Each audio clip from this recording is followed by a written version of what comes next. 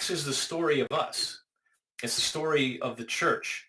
The thread of the church that you go to, if it's a biblical church, it threads all the way back to the book of Acts. The start of the church, the explosion of the church. The church age has begun is how one of the scenes starts. Acts is the church age. Jesus has ascended to heaven. No longer do people look to him. He even said, I send you a helper, the Holy Spirit. Now that the church is there, we can also look to the church the way the characters did in Acts. So when you go to churches to perform, they're sitting there saying, hey, this is our legacy. This is what we're doing. It's very good to have that connection.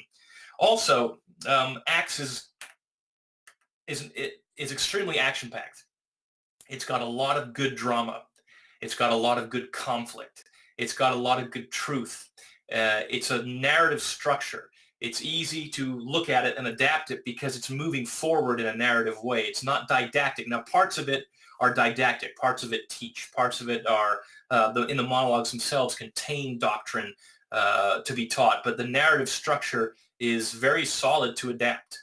You have stonings, you have beatings, you have riots, you have a shipwreck, you have personal confrontations, you have preaching, you have healing. All these things are so exciting to enact, particularly if they're approached in a manner of truth, in a manner of not trying to hide certain parts of the text for your own agenda, but having the whole counsel out there.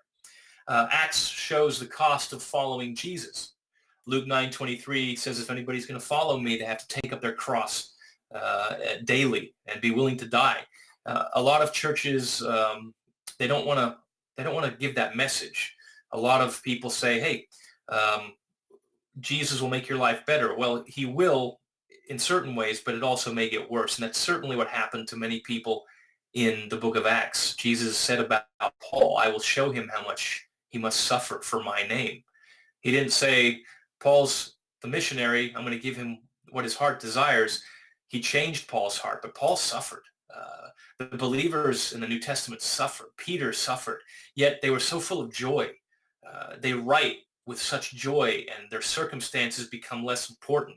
That's instructive to me. It's instructive to churches. It's instructive to audiences. But that drama in the book of Acts is so engaging if you do it the right way.